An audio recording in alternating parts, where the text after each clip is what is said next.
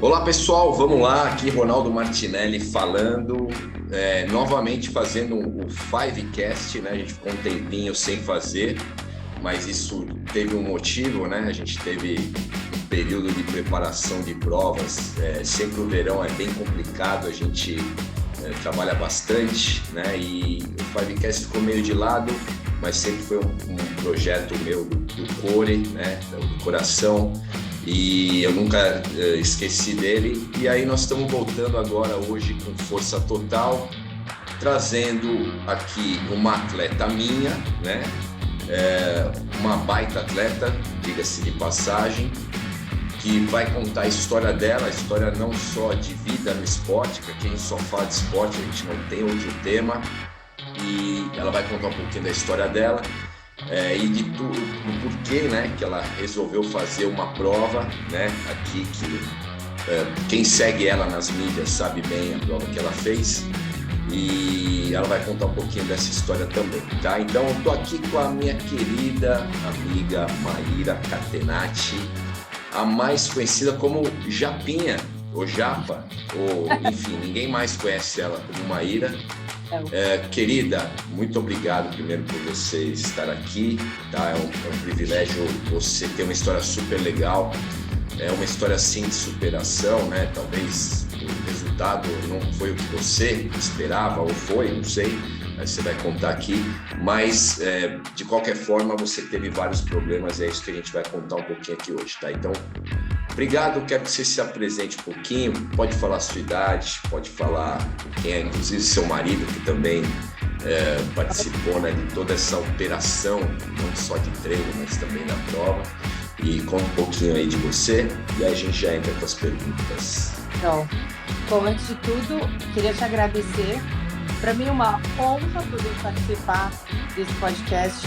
Você sabe, mais que nunca, sempre quando a gente fala o quanto eu admiro você. Você é meu treinador escolhido de coração e eu me sinto realmente privilegiada de poder fazer parte dessa sua gama de atletas.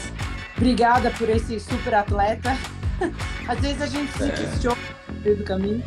Mas, bom, então, muito obrigada. Eu fico feliz de participar aqui. Eu espero poder contribuir um pouquinho com essa história toda que foi a participação nessa prova, o Haute-Route, né?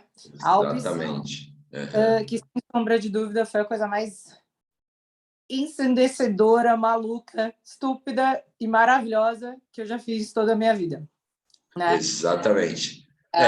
Até é legal você falar isso, porque a gente vai contar um pouquinho, né, da tua história e tal, mas para fazer esse tipo de evento, né, o que aconteceu lá nesse Altiruti Alpes, e aí todo mundo já sabe, né, que eu tenho uma história lá, e para mim foi realmente o percurso mais difícil, sem sombra de dúvida.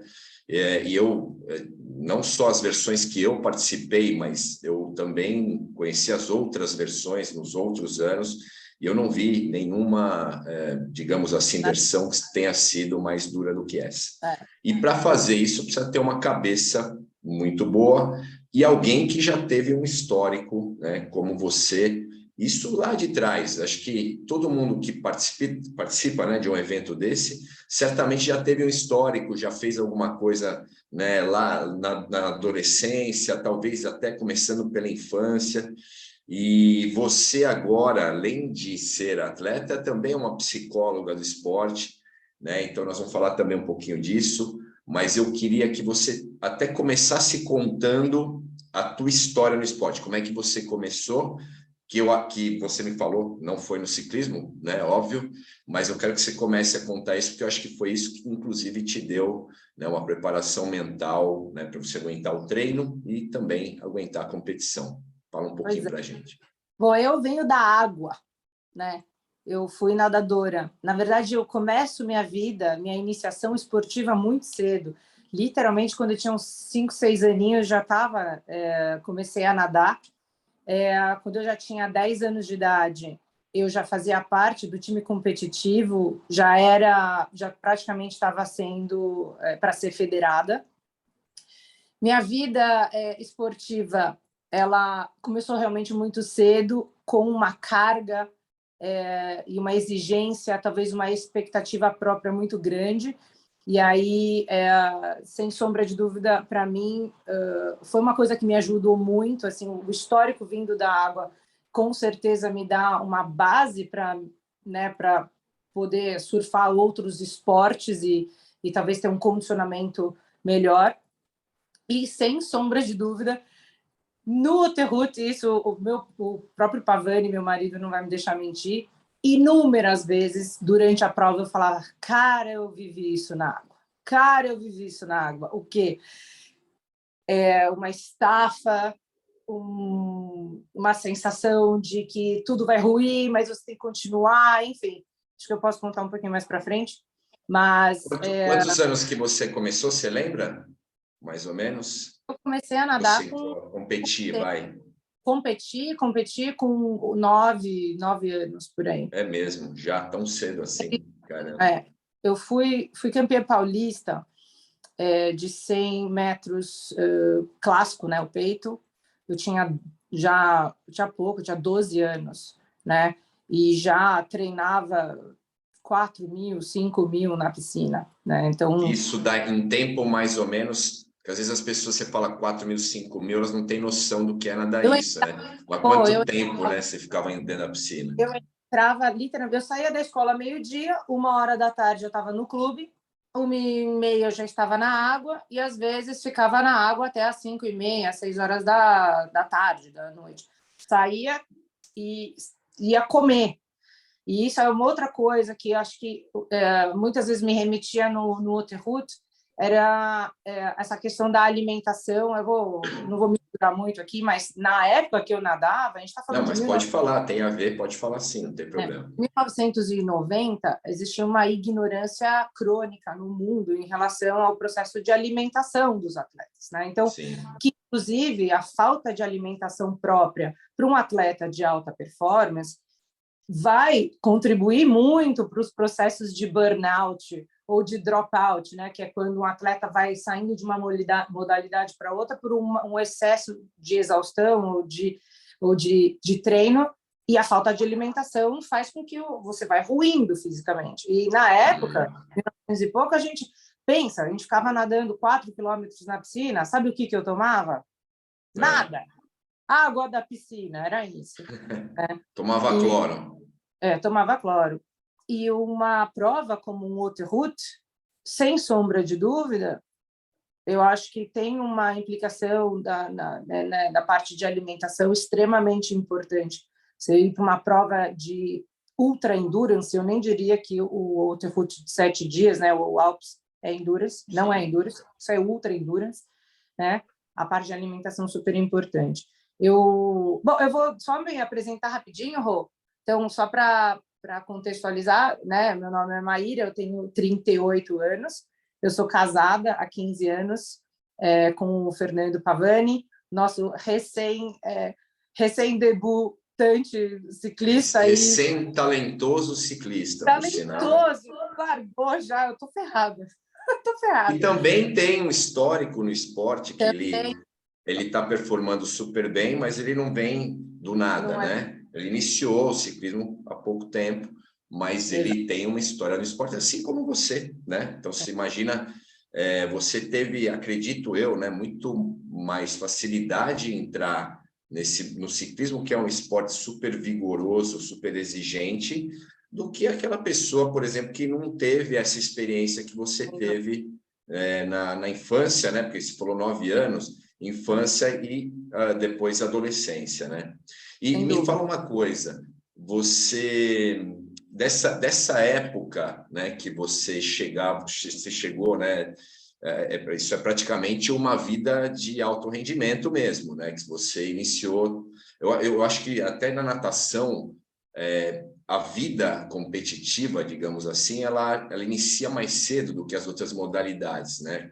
O ciclismo, a gente tem uma fase que a gente chama de especialização, que é dos 11 aos 14 anos, né? Então, você imagina, você falou de 9, o cara de 11 a 14, às vezes nem compete, ele só especializa para competir após os 14 anos. Hoje. Hoje, Eu não hoje. sei se naquela época você também não tinha, né, esse processo, era muito... É que tá. Não tinha esse conhecimento. Hoje, mais do que nunca, as pessoas têm, inclusive nessa área onde eu atuo, dentro da psicologia, a gente tende a falar muito sobre a necessidade do tempo correto de se colocar uma criança no processo competitivo, por N razões, tá? Uma pelos estímulos físicos, outras pelos estímulos mentais, né? E as expectativas e como que a rede toda se compõe em torno dessa criança, né? Vamos por assim. Quando eu comecei, não existia esses debates, né? A natação, eu acho que... Não sei se dá para comparar, porque eu vou fazer um paralelo com o tênis, tá? A natação, ela é um esporte que você tem que começar muito cedo para fazer um aperfeiçoamento dos movimentos e a É otimização muito dos técnico, né? que você desenvolve ao longo de muitos anos. O tênis também, acho que o tênis é 10 vezes pior, tá? Porque são movimentos muito específicos. O ciclismo, na prática, eu senti que, assim, uma coisa a gente vê nos pelotões hoje. Você tem gente no pelotão que é extremamente forte, mas não necessariamente tem a técnica, né? Mas que pode, em um tempo mais curto, se comparado com as outras demais modalidades esportivas, aprender, vamos por assim, né? Eu acho que, assim, no meu caso, sem sombra de dúvidas, o fato de eu ter vindo de um esporte que me fez desenvolver aspectos, né, fisiológicos mesmo, que possa me ajudar a durar mais, me ajudou muito no ciclismo. Minha história no ciclismo, na verdade, começa em 2017, né? A história do ciclismo, não. Quando eu comecei a pedalar, porque até então eu não sabia segurar no guidão direito nem subir numa guia. Era esse Mas o naipe. você teve alguma experiência na tua infância com bicicleta? Como é que Não, você sim, aprendeu a andar de bicicleta? sabia Você lembra? pedalar. Eu sabia, tipo, ir daqui. O Pavani é um que dá risada até hoje. Ele falou, meu, como é possível? A gente não podia andar um quarteirão, que você já tinha que colocar o pé no chão, era super insegura. Assim, quando eu vejo, né, o trabalho que você e a Gi faz na Lulu, quando a gente vê as meninas começando com um puta de um medo e tal, e aí, às vezes, elas falam, ah, puxa, mas eu não vou conseguir evoluir tanto. Cara, eu sou o maior exemplo disso. Eu não Sim. sabia subir a guia. Então, em 2017, era isso. Tudo bem, eu sabia pedalar, como qualquer pessoa que aprende a andar de bicicleta. Eu tinha uma vontade muito grande de me explorar e de, né, tentar melhorar. E aí eu nunca fui de muitos medos, eu não tenho medo. Então, assim, eu não tenho muito medo de descer, eu não tenho medo de me jogar em pelotão mais forte, enfim, então isso me ajudou um pouquinho a me jogar. Mas, na verdade, em 2017, quando eu compro minha primeira Speed, Mas por que? Então, é isso que eu queria saber. Por que que você resolveu comprar uma bicicleta? Do nada. Porque bom, nós estamos falando o seguinte, ó, em 6 anos, não, em 5 anos, você saiu do zero para um dos eventos de ciclismo mais extremos do mundo, né? Em sim. cinco E da anos. edição, e a pior edição de todas. Não, exato. Não, estou falando de tudo, né? Ele fala, pô, tudo bem, o HR por si só já é difícil, mas você É, fez um evento que é, porque o HR, o pessoal fala, pô, o Tour de França é difícil, tal, mas eles têm umas etapinhas planas ali no meio, né? Então eles fazem 2, no máximo 3 etapas de alta montanha, intercaladas com etapas mais planas, que também sim. tem quilometragem alta, mas o tempo de prova, se você olhar pelo ritmo desses caras, é entre 3 e 4 horas de etapa. Quando a gente Isso ficava sete, encaixado no meio.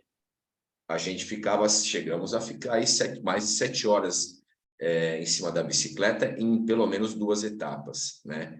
Então, você saiu lá de 2017, que você não sabia pedalar direito, né? Não tinha muita técnica, para 5 anos depois fazer um evento. não tinha Né? muita técnica, eu tinha zero técnica. Se alguém estiver escutando esse podcast agora, e se for uma pessoa que fala, putz, eu não sei nada, olha, tenha fé, porque você é capaz de... Não, não, assim, e assim, ó, não, mas que também deixa claro, né?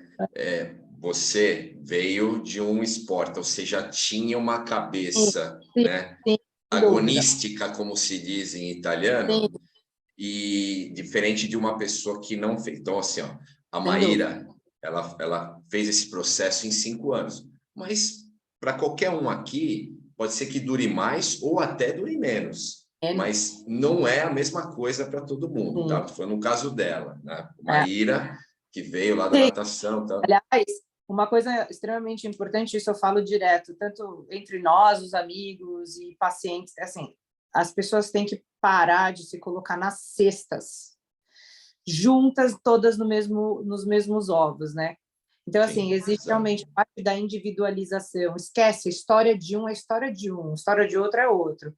Eu comecei a pedalar, porque eu tinha engravidado da minha segunda. Eu tenho 2 filhas menores, de 7 e 6 anos. Eu vinha de uma janela de quase 10 anos eu não vou falar que foi sedentarismo, porque nem é muito da minha personalidade, eu sou muito ativa e tal, mas eu nunca, durante 10, quase 15 anos, vamos por assim, eu não fiz nenhum esporte. Eu fazia, sei lá, ia para academia, sabe aquela coisa meio assim, 2 vezes por semana, Sim. e era Melhorar a isso. qualidade de vida, tal, mas sem esporte. Zero esporte. E eu engravidei da minha segunda, e eu estava 21 quilos acima do meu peso, né? Caramba. É. Inclusive, eu mandei essa foto para a Érica hoje e ela ataque de riso. Eu estava 21 quilos acima, né? E eu estava muito triste. Na verdade, não, foi uma época para as mulheres né? Estão no puerpério, pós-nascimento de bebê, então estava tudo muito confuso, eu estava precisando me movimentar. E como eu já tinha identificado um padrão já pré-depressivo, né? Eu tive um episódio muito sério em 2005, 2006 de depressão, atrelado à pós-morte da minha mãe, né? Eu era muito pequena, tinha 15 anos, isso, 15, 2000, desculpa, em 2001, minha mãe falece, 4 anos depois eu tenho um processo de depressão. Eu identifiquei isso pós-nascimento da minha segunda filha e falei, bom, preciso me movimentar. E eu sempre defendi, seguirei defendendo que o esporte tem um poder de liberação, de alegria, de inspiração, de energia, capaz de mudar os nossos estados mentais. Eu sempre soube disso. E aí, com a minha bebezinha aqui, eu pegava a bicicleta urbana de 20 quilos e ia andar pelo bairro. Então, eu falei, eu preciso comprar cebola. Eu pegava a bicicleta, em vez de ir para um lugar, eu dava 2 quarteirões a mais. Resumindo, nessa época, eu comecei a fazer personal. Uma amiga queridíssima minha, ciclista, também conhecida aí da nossa parada toda, Adriana Lobo. A Adri Lobo Adri, fazia... colega de trabalho. Exato. E ela era minha personal. E ela falou, ô, Má, por que você não experimenta speed? Experimentei, aprendi a clipar, foi ela que me ensinou a clipar e a história partiu daí. Ah, E aí, legal. o que, assim, na verdade, isso foi em 2017, né? No início de 2017. Aí começou a Maíra muito louca, porque eu tive um acidente, eu caí na Anhanguera, não sei se você lembra disso, dessa história, eu já te contei. Já contou, sim. Eu Você caiu caí, lá, né? eu Ficou caí na... traumatizada? Não, piorei, na verdade. Mas um alerta muito bom, eu sempre falo, eu não tinha condição alguma, de estar no pelotão onde eu estava. E eu fui muito, muito irresponsável por ignorância, também por não entender a dinâmica do ciclismo de estrada. E eu me inseri num pelotão que era completamente diferente do meu nível. Uhum. Caí de exaustão, caiu o rendimento, estava muito exausta, não consegui, perdi os reflexos, bati numa placa, voei, quebrei as minhas 3 lombares. Eita, que beleza. E com uma bebezinha de 5 meses em casa.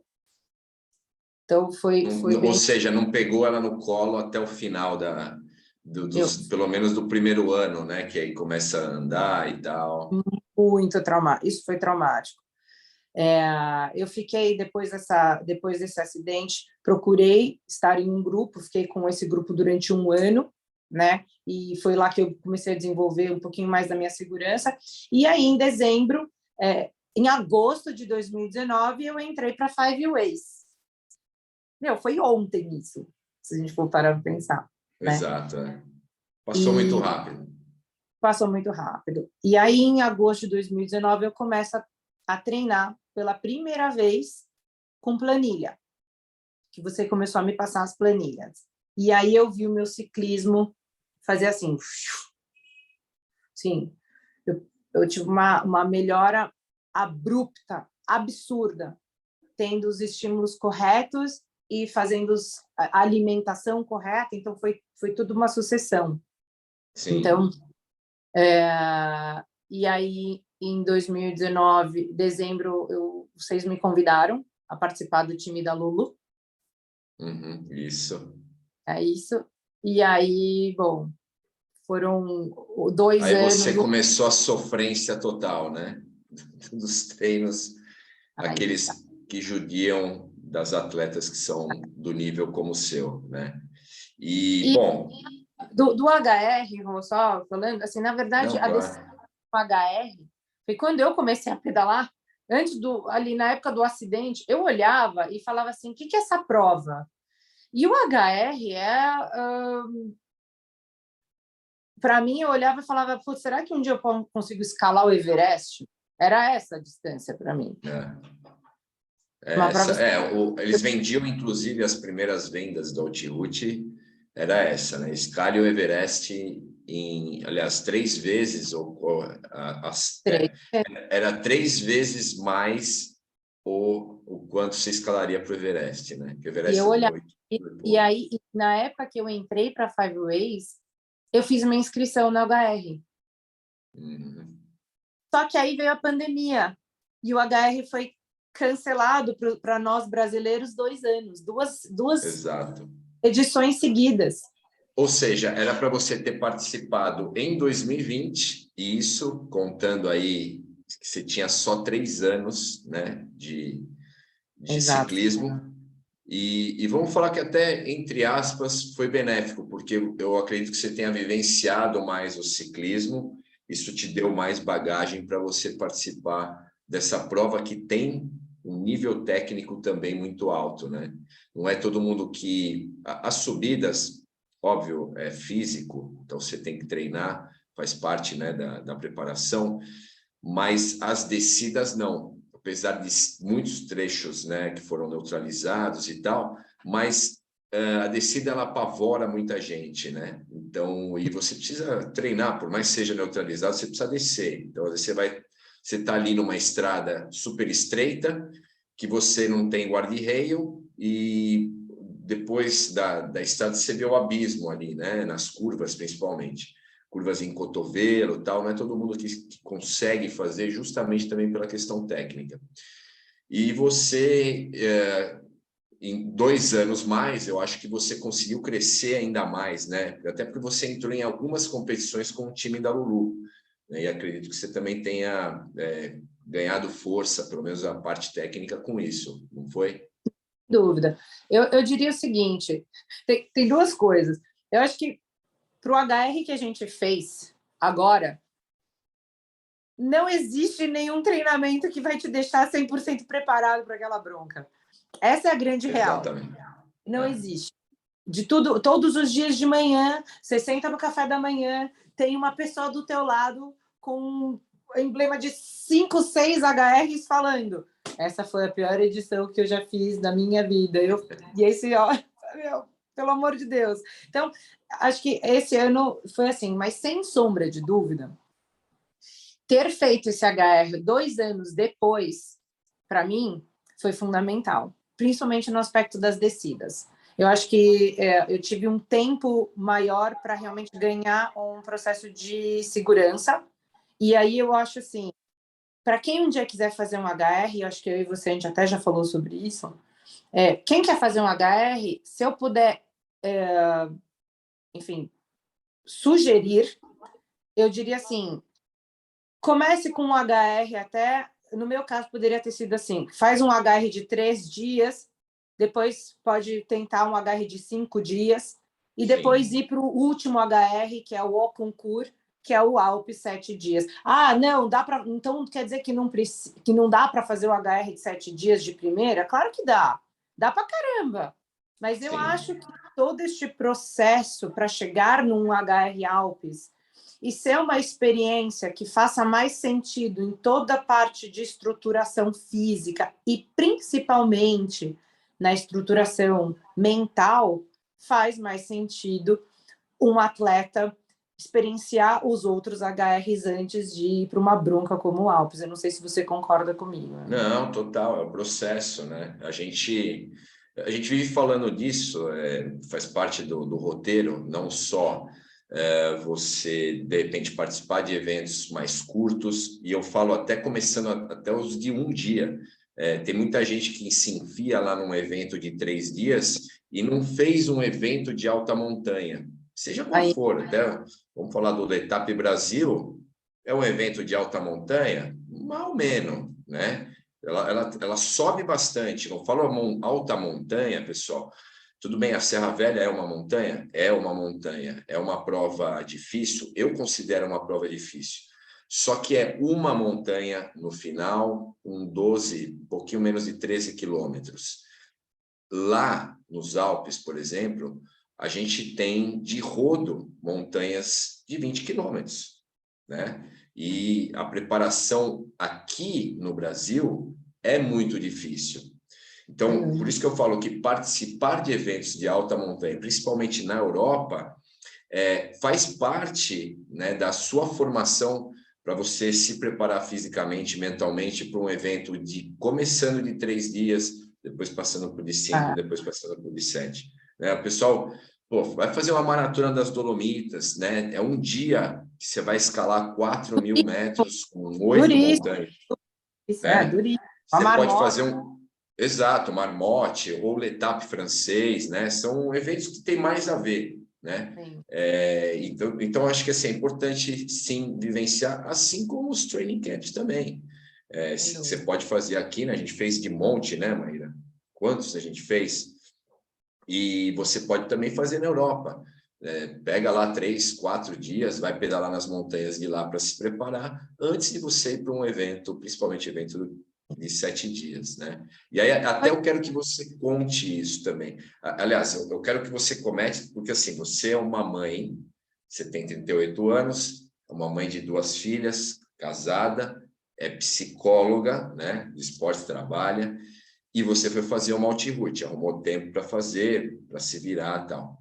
E, além disso tudo, para quem não sabe, a minha querida Japa aqui, ela teve alguns problemas, né, que atrasaram a preparação dela. Vamos falar alguns. Então, eu quero que você conte essa história, o start do treinamento e o que aconteceu até você realmente engrenar na preparação. E eu acho que até uma coisa legal de eu falar, eu pensei, antes da gente entrar e começar, eu falei, eu acho que talvez isso seja o mais importante da minha experiência, que é o atleta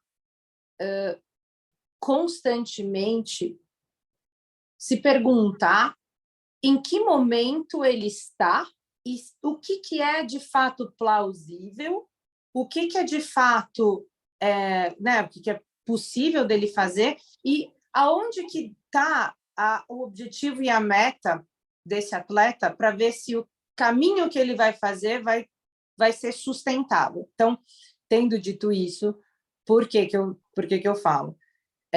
Bom, começamos os treinamentos, né, do HR, que deveria, de fato, ter iniciado no início, no finalzinho do ano passado, né?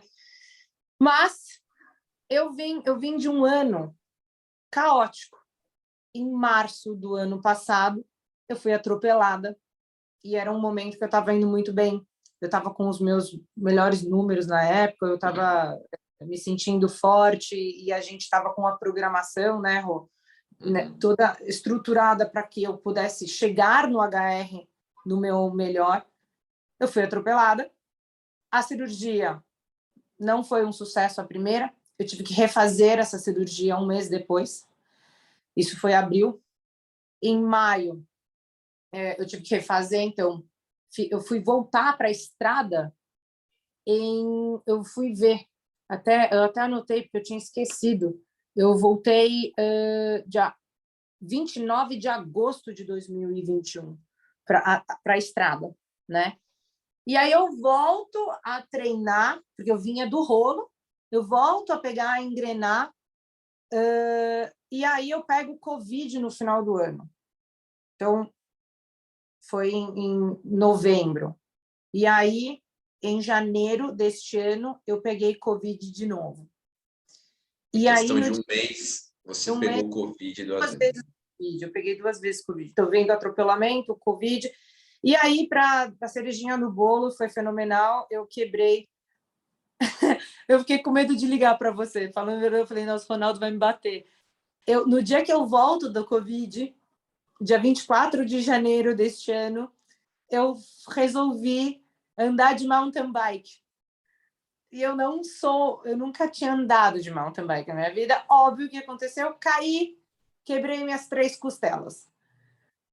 Não, Quebrei eu vou ser sincero. Quando eu vi, ela colocou lá no Stories e tal, eu pensei comigo mesmo, isso tem um risco grande de dar merda. Mas, assim, ó, foi dito e feito. No dia seguinte, ela me liga dizendo que quebrou não sei o quê. Eu falei, cara, meu, a gente está começando uma porra, desculpa a palavra, de uma preparação para uma Outroute. Ela já com todo esse histórico, é atropelada, Covid e tal, tá dando sombra pro azar, não é possível. Aí ela foi lá fazer mountain bike lá no Zoom Park, aprendendo, e caiu, né? Lógico que caiu, mas aí a consequência foi pior do que a gente, né, poderia imaginar. E aí eu quebro a costela, o que me tarda ainda mais o início dos nossos treinos. Então, eu iniciei o treino, de fato, eu fui olhar a planilha, a primeira planilha que eu fiz de estímulo que a gente tinha que fazer foi março. E de março para metade do março, abril, maio, junho, julho. A gente está falando de 4 meses para uma preparação para um HR de 7 dias de etapa. E eu estava vindo de um ano que eu mal conseguia pedalar. Caótico. É fenomenal.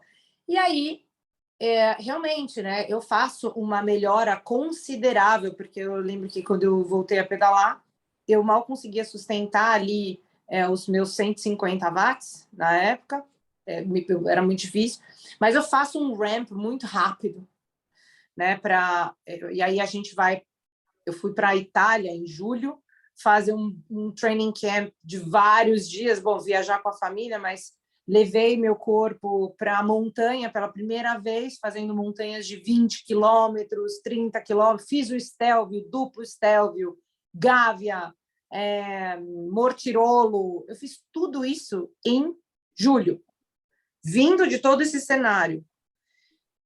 Eu volto para cá, e aí foi quando a gente teve o último training camp, em agosto, mas na primeira semana de agosto, que inclusive meu digníssimo treinador falou, então agora chega. Aí eu falei, tá bom, então eu vou voltar para casa e relaxar. Ele, não, você vai embora para São Paulo. Vai voltar para São Paulo.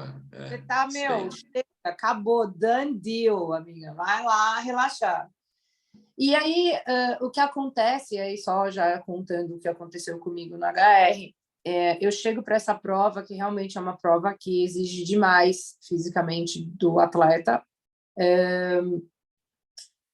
Eu já cheguei no HR com uma estafa muito grande. E no terceiro dia, eu não te contei isso, tá? Eu descobri isso hoje, coach. No terceiro dia, eu tive um processo, você já sabe que eu tive um processo inflamatório, mas chama-se síndrome de Cushing, que é quando o corpo libera um nível abrupto e altíssimo de cortisol, e aí o atleta entra num processo assim de como se o corpo estivesse canibalizando ali dentro com ele mesmo. Então, os alvéolos fecham, você não respira, você fica inchado desse tamanho. O Ronaldo viu a minha foto, que faz um rosto assim de lua inchada, que chama moon face. E é exatamente o que aconteceu comigo. E aí, a partir do terceiro dia, infelizmente, eu tive que ser medicada no meio da prova. Fiz praticamente a quarta até a sétima etapa do HR com uma bomba uma bombinha na jersey, porque eu não respirava. Então, foi um processo meio assim de sobrevivência do HR. Versus o que eu queria para esse HR, que era conseguir fazer uma prova em que eu conseguisse desempenhar o meu melhor, né? Confesso que depois a gente pode até falar isso, mas para mim eu estava muito bem esclarecida e estava muito em paz, sabendo que eu estava indo para esse HR com todo o histórico das coisas que aconteceram comigo para um desempenho X, e estava tudo bem. Mas o fato de eu ter ficado doente no meio do HR foi realmente muito difícil. Eu entrei no survival mode. Então, talvez, em termos de experiência, esse HR é que não tem como não ser animal. Né? Assim, Sim, realmente, sim. eu terminei aquela prova, eu falei, nossa, nunca mais faço essa merda na minha vida.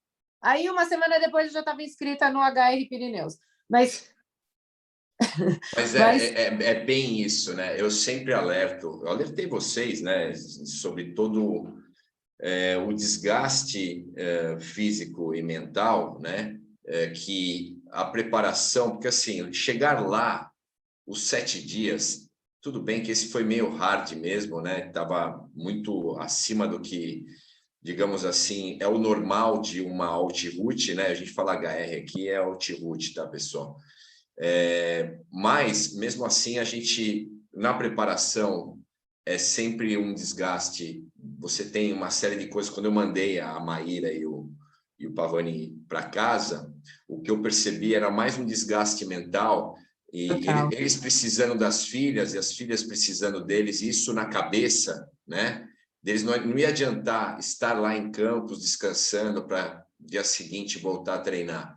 Né? Eles iam ter o mesmo rendimento daquele dia, que estava pífio, né? Os dois eu conheço pedalando, enfim, eu já sabia que tinha alguma coisa errada. Então, volta para casa e a gente tenta melhorar de alguma forma, limpar, né, para a prova, mas aí quando chega na prova, e esse ano, né, com uma primeira etapa já de 7, 8 horas, teve gente que ficou 13 horas em cima da bike, né?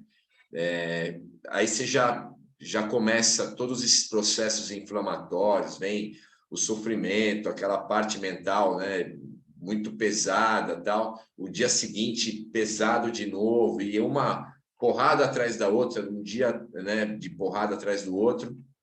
Aí algumas pessoas respondem de uma forma, né, outras de outras formas, e aí você tem os caras que respondem bem, os caras que respondem mal.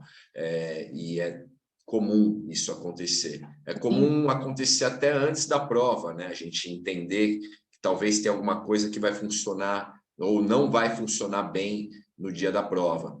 A gente consegue, às vezes, dar uma limpada, mas muitas vezes acontece durante a prova e a gente não vai saber, a gente já vai saber lá no dia. E aí essa processo... dúvida, que assim, é uma coisa que eu entendi fazendo a prova, e quem está escutando, de verdade, eu acho que o mais legal do HR, e uma coisa que tem que se atentar, o atleta que for fazer tem que se atentar, é que assim, você não tem controle de nada. Exato. Você não tem controle de nada. E no fim, eu acho que o importante do HR, talvez não numa primeira vez, por isso que talvez fazer o HR de um dia, depois 3, depois 5, depois 7, é o trabalho da sua inteligência emocional, além do trabalho todo físico que você vai ter que se colocar. E aí eu acho uma coisa que realmente você colocou, Rô, foi muito importante, quanto que o atleta está disposto a abdicar do seu âmbito social para poder encarar como essa. Como você disse, eu tive que remanejar todo o horário do meu consultório, eu não atendia mais os pacientes na parte da manhã, eu não estava todos os finais de semana com a minha filha, pelo contrário, com as minhas filhas eu abdiquei de vários finais de semana com elas para poder ir para campos e treinar Serra Nova, Serra Velha, Serra Nova, Serra Velha, né? Então, eu acho que teve um exagero da minha parte também, porque eu queria fazer tudo muito rápido, tinha pouco tempo, então eu achava que eu tinha que, né, me matar no tempo que eu tinha. Eu acho que não precisa ser assim. Eu acho que é possível, né, um atleta se preparar para uma prova como essa com mais qualidade. E quando eu digo com mais qualidade, assim, nessa questão das inteligências, tá? Das capacitações. Não, enfim. Sim. Mas que tem que ser colocado na cesta. Eu vou mentir se eu falar, não, eu já até ouvi história de pessoas que foram para um outro route sem fazer treino e sobreviveram, também faziam até com... Não, mas aí é que tá, tem uma grande diferença, você foi lá para competir, né? É sempre um trabalho mais árduo você ir para competir ou você ir para completar. Eu tive já situações de alunos, e eu estou falando, Altiroute de 7 dias mesmo, nos Alpes, que treinavam 1h30 na terça, 1h30 na quinta e male faziam um treino de 3, 4 horas no sábado. Tudo bem que tinha um histórico, não adianta você querer fazer isso se você começou o ciclismo hoje, né? Mas esses caras não competiram, eles foram para completar. Agora você vai para completar a classificação, quer dar o seu melhor, tal, aí o papo é outro, né? Você quer saber, Rô? Acho que aqui eu queria até nesse momento do nosso podcast tem um ponto que eu sempre falo, eu já postei sobre isso e você quer saber? Eu sou psicóloga sistema de família, né? E eu, neste meio, né, desde a minha formação até agora, eu resolvi fazer a especialização em esporte, porque eu não quero queira ou não, eu acho que era uma forma de eu me ver no espelho, né? E eu na prática, falo, realmente, em casa de ferreiro, o espeto é de pau. E o HR, para mim, foi tipo, assim, uma coisa é eu estudar e ter cases e atender, e tudo, e outra coisa é eu viver isso. Eu acho que a coisa mais válida para mim, enquanto profissional, além de pessoa e atleta, foi entender na prática o que muitas vezes os atletas ou os meus pacientes, ou o que seja, passam quando eles se dispõem a entrar na esfera do atleta de competição e não na esfera do atleta de realização. Porque quando a gente fala de um atleta que quer ir fazer um HR ou que vai correr a maratona, mas ele está indo lá para se realizar, em que, na verdade, ele vai se pôr à prova e que ali o resultado final não vai importar tanto, qual lugar, se ele é o 119º, sabe? E ele se realiza em se pôr em situações em que ele vai se superar, ele vai superar a si, ele é o atleta de realização. É o cara que vai para o HR, ou a menina que vai para o HR para terminar, e é maravilhoso, porque é uma coisa incrível. E a outra coisa é você se colocar como um atleta competitivo, e a sua mente tem que estar para isso. E tem um custo enorme para isso, né? E eu oscilei muito ao longo desses 2 anos de espera para chegar nesse HR entre ser eu vou ser a Maíra da autorrealização ou eu estou indo lá como competição. Eu oscilei muito nessas 2 esferas. E foi muito interessante, porque quer queira ou não, o atleta ele precisa ter essa noção de que ao longo do tempo do preparatório, do desenvolvimento dele, ele vai ter que se reconhecer várias vezes, porque o tempo não para. Às vezes, no início do ano, você está achando uma coisa, você quer uma coisa. Dali, no meio acontece alguma coisa... A questão de uma semana já pode mudar tudo, né? A percepção sobre tudo, né? Exato, e muda. E aí, como é que você faz? quais são as suas metas novas e quais são os seus novos objetivos, né? Então, inclusive, viver essa história, a minha história do HR, foi, sim, uma jornada muito legal em me enxergar uma atleta de realização. Eu estava indo para o HR só para terminar, e eu não quero saber o que está acontecendo, e tudo bem. E até a atleta de competição. Quem são minhas competidoras? É uma coisa importante. Qual que é o tempo que eu tenho que fazer? Eu tenho chance ou não tenho chance do pódio? Eu tenho chance ou não tenho chance de ficar entre as 10, entre as 5, e assim vai, né? Então, foi muito legal, porque eu pude experienciar isso e fazer as fases quando eu tinha que fazer, e enfim, acho que mais do que nunca esse ponto foi muito legal. Acho que saí vitoriosa por ter vivido isso, sabe? Legal, imagino que foi a maior lição, né? Que eu falo que às vezes o HR é uma lição, e muitas vezes eu, por exemplo, como treinador, eu tenho que também avaliar o comportamento de cada atleta. E eu sei que às vezes o cara, o que ele é no esporte, ele é na vida, né? Se é um cara mais relaxado, tal, ele tem os seus relaxamentos também na vida pessoal, profissional.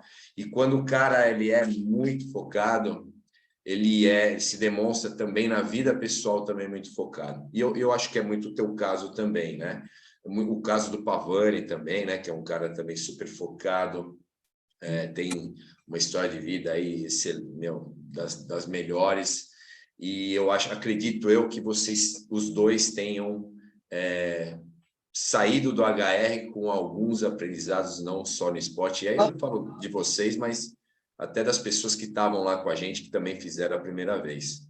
A gente teve aí o Fabião, queria muito ter trazido também o Fabião para o podcast para falar com ele, mas ele é tímido, não quis falar. Não, a gente vai... Não, Fabião, a gente vai te convencer, porque esse podcast eu vou deixar rodando na minha sala todo dia. Eu falei, não, você imagina um podcast com o Fabião, né? Todas as histórias dele e tal. Isso é legal, da gente falar do HR, que é isso. O HR, assim, quem vai para o HR só pensando em performar, beleza, cara, mas está perdendo tempo, porque você pode pensar nisso, mas olha para o lado, porque uma das coisas mais incríveis do HR, e esses realmente, foi assim, subir as montanhas, tipo o Agnello, que foram 3 horas sem parar de pedalar, depois de ter feito a etapa rainha uma, né? Porque são 2 etapas rainhas que nós tivemos, e olhar para o lado, e você vê umas superações muito loucas. Aí, quando você termina, tem gente ainda que está 2 horas longe de terminar,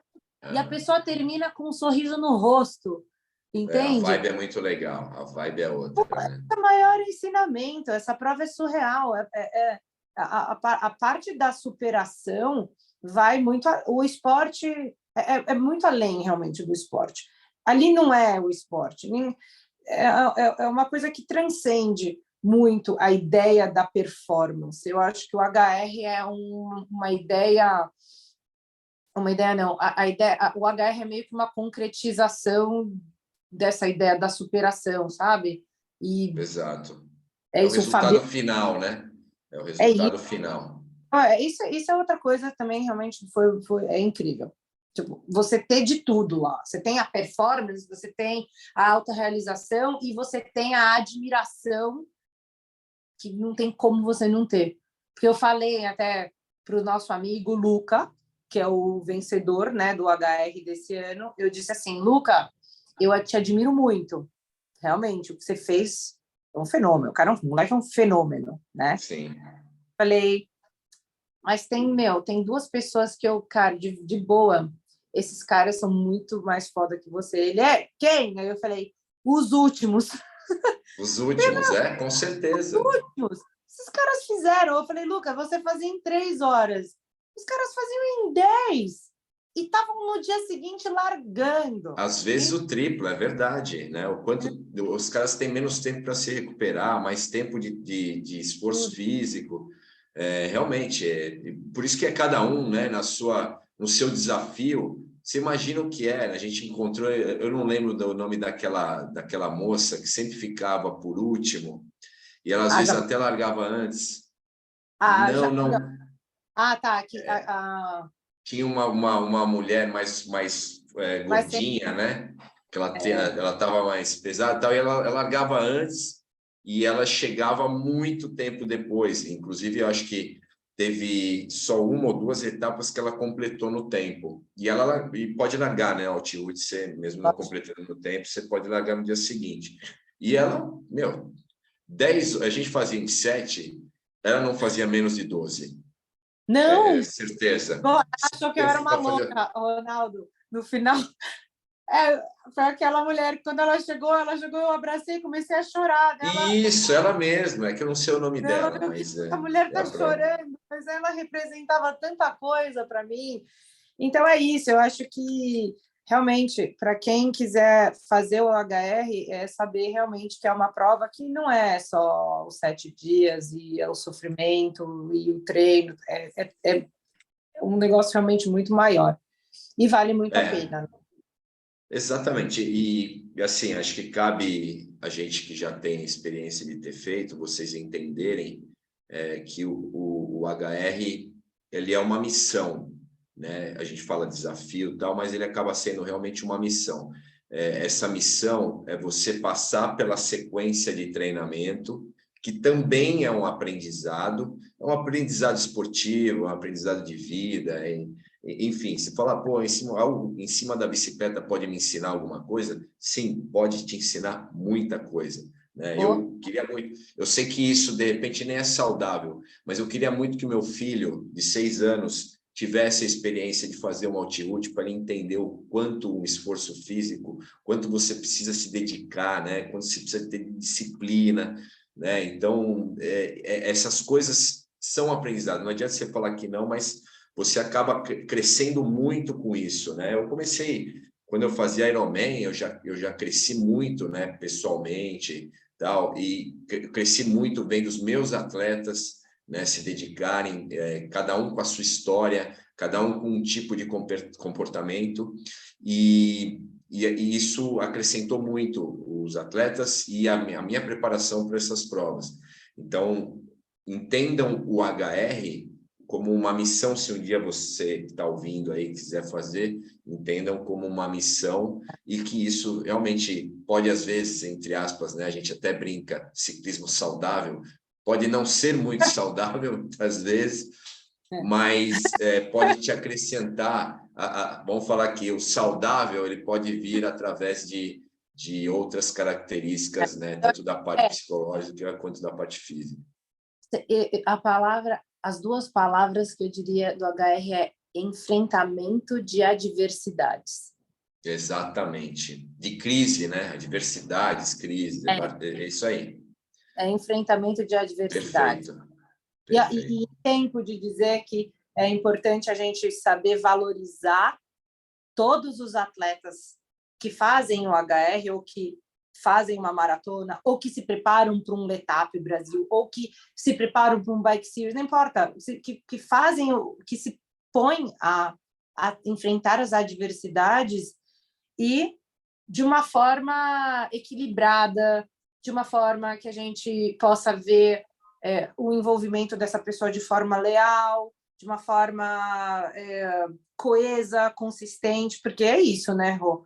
Não... Exatamente. Não, e você pode falar bem, porque eu vou falar aqui, pessoal, numa quinta etapa, que foi a etapa da crono, eu vi aqui uma pessoa que a cara dela estava o dobro do que vocês estão vendo aqui hoje, né? Eu não vi os olhos da Maíra.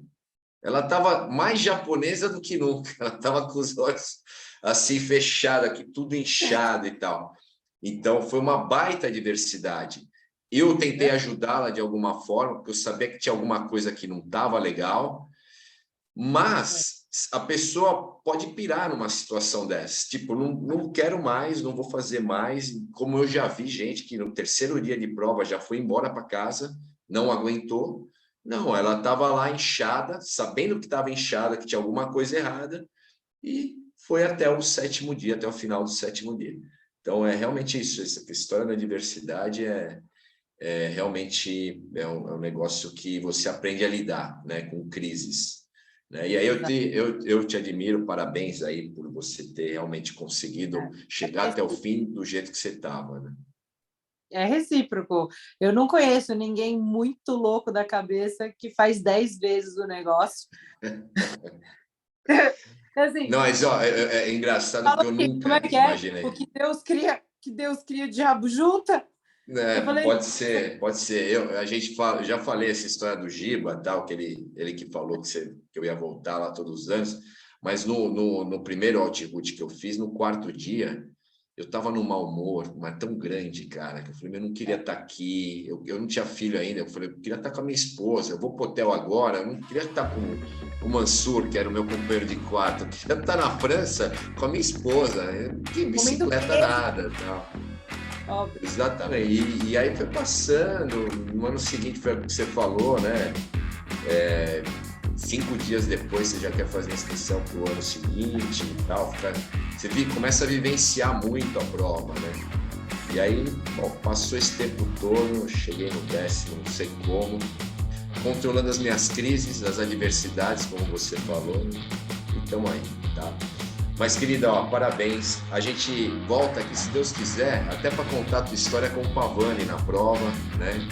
Que foi o seu gregário de luxo, digamos assim. A gente, na verdade, eu achava que ia dar separação. Eu estava preparada para o divórcio.